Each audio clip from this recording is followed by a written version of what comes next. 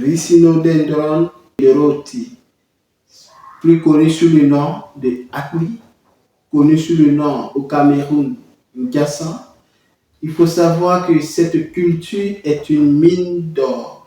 Autrefois, parmi les rescapés des cultures en zone forestière, qui d'ailleurs poussaient en brousse, d'autres personnes disaient tout simplement, et c'était un cadeau des dieux, mais avec la propagande de la consommation de ce fruit-là par les éléphants, cette semence a été généralement ou amplifiée dans les zones de forêt et qui d'ailleurs a commencé à pousser.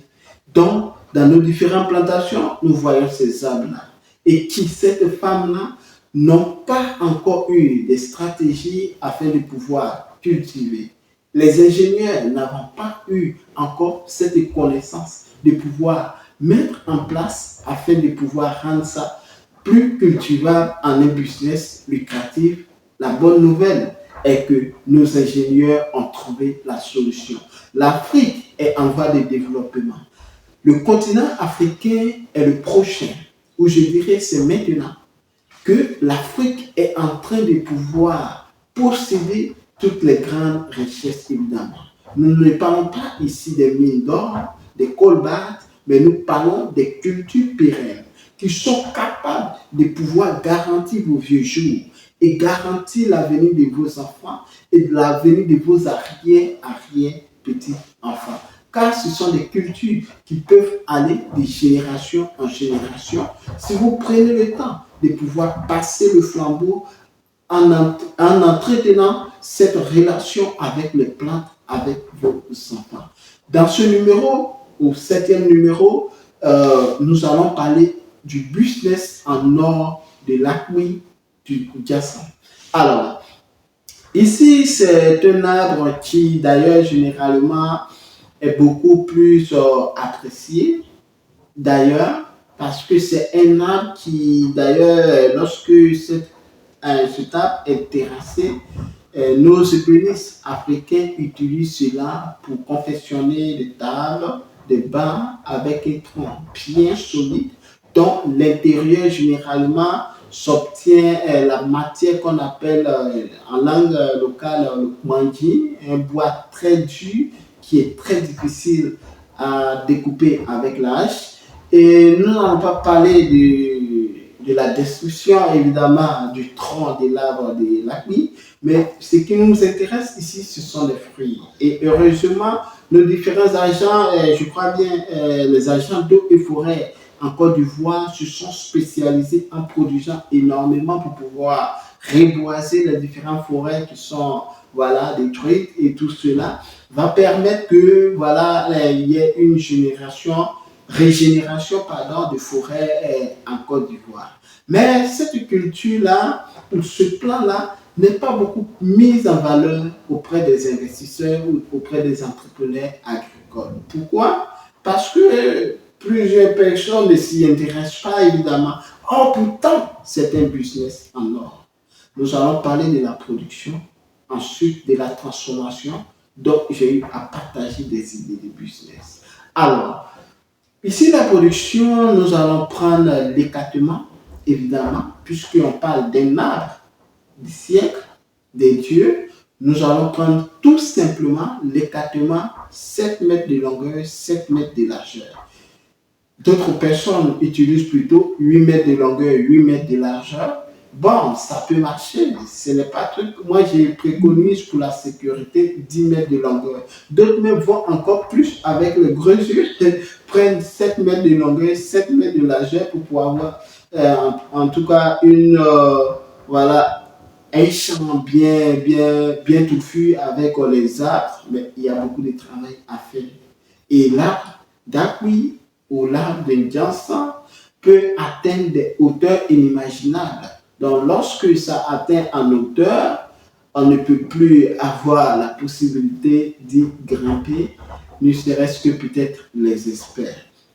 Alors, nous avons pris ces écartements-là, ces différents écartements vont nous permettre d'obtenir des plans à l'état suivant. Généralement, peu importe ce que vous allez utiliser, Et généralement, l'idéal serait autour de 200 pieds l'hectare, c'est-à-dire vous aurez maximum 200 pieds à l'hectare. Ces 200 pieds à l'hectare là, lorsque la plante rentre en production, au bout de la quatrième, voire sixième ou voire septième année, tout dépend de l'entretien de vos plants, elle peut vous produire facilement 100 kg.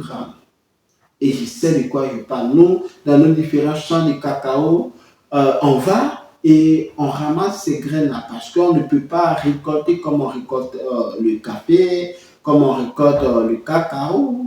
Mais d'autres recherches ont montré afin qu'il y ait voilà, des variétés améliorées, cela va permettre de pouvoir vite rentrer en maturité ou à pic de production. Mais lorsque c'est à pic de production, elle peut facilement vous donner 100 kg voilà, de acquis. Alors, si nous prenons ces 100 kg là, nous multiplions par 200, par 150, par 140, par 156, tout dépend de combien de pieds vous avez pu mettre à l'hectare. Vous voyez que ça vous fait le tonnage que vous voulez ou bien le kilogramme que vous pouvez avoir à l'hectare. Imaginons que vous avez 5 hectares ou 3 hectares ou peut-être même 10 hectares d'appui ou de gassa. Voilà, vous multipliez tout simplement et cela vous donne facilement l'argent qu'il faut.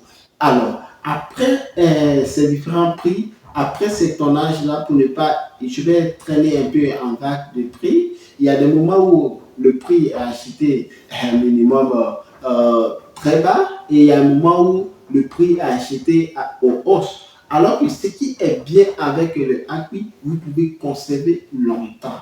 Donc, pour la conservation aussi longtemps, dans le temps pour la vente, vous voyez, vous pouvez rentrer dans la deuxième phase qui est la transformation. Je dis toujours, lorsque vos cultures sont en cours, pensez à épargner et acheter des machines qu'il faut pour transformer. Vous pouvez acheter une décortiqueuse afin de pouvoir décortiquer les graines là, des acquis parce qu'il y a les graines noires là, qui sont autour de ce fruit là qui est très dur à faire. Bon, il faut passer, il faut faire cuire, il faut chercher les pointes, enlever une graine par graine et vous voyez que c'est un peu pénible alors que s'il y a une machine capable, vous mettez ça, vous décortique rapidement, vous gagnez en temps. Alors, pour transformer tout simplement, voilà, je vais vous conseiller de rentrer dans cette chaîne et taper tout simplement idée de business à développer avec l'acquis. Et j'ai fait, voilà, l'acquis j'ai fait des idées de business dans ce secteur que vous pouvez vous voilà, familiariser, prendre note et vous allez transformer tout simplement. Donc, on peut citer les poudres de Gassan, vous prenez juste les graines de Gassan, vous emballez, vous vendez, vous pouvez extraire juste l'huile, vous vendez, il y a plusieurs choses avec tout ce qui est comme bien fait, tout ce qui est comme apport nutritionnel, tout ce qui est bien fait et spirituel et ça, vous pouvez concentrer beaucoup afin de pouvoir implémenter votre business, développer dans d'autres stratégies que vous pouvez avoir plus d'argent avec. Donc, avec un hectare, vous pouvez vous tourner autour des 12 à 15 millions de francs CFA par an, évidemment. Donc, il faut comprendre que c'est un business très lucratif, donc il faut s'y intéresser. Si vous venez de nous prendre en marche encore une fois, nous sommes au 7e numéro de notre série de plus de 20 cultures pérennes, plus de 20 business en ordre des différentes cultures pérennes que je suis en train de développer sur cette chaîne. Je suis Kwame Ferdinand, je suis entrepreneur, négociant de matières premières spécialisé dans la culture pérenne telles que le cacao, les noix de cajou, les palmiers à huile. Je suis également négociant des céréales. Sur cette chaîne, nous parlons de business, nous parlons d'investissement, nous parlons d'entrepreneuriat et surtout de l'entrepreneuriat agricole. Nous parlons aussi de la politique agricole qui est très capitale d'ailleurs sur cette chaîne. Et nous parlons aussi voilà, des cultures pérennes qui sont aussi la base de cette chaîne. Nous plongeons au cœur des paysans, producteurs de matières premières, afin de montrer leur quotidien, partager les cris du cœur et opter pour une solution rapide et efficace dans le but de contribuer au développement rural en apportant tout simplement nos aides, des relations claires entre producteurs et acheteurs sur le marché national et international. Nous mettons l'accent sur l'éducation entrepreneuriale christocentrique sans tabou. Donc, si vous êtes en quête d'informations judicieuses et capitales pour le développement de vos business, soyez donc les bienvenus car cette chaîne est faite pour vous. N'oubliez pas à vous abonner, à liker, à partager cette chaîne massivement autour de vous afin d'agrandir la communauté. On se donne rendez-vous pour un prochain numéro. Sur ce, prenez soin de vous. À très bientôt. À maintenant. Ciao.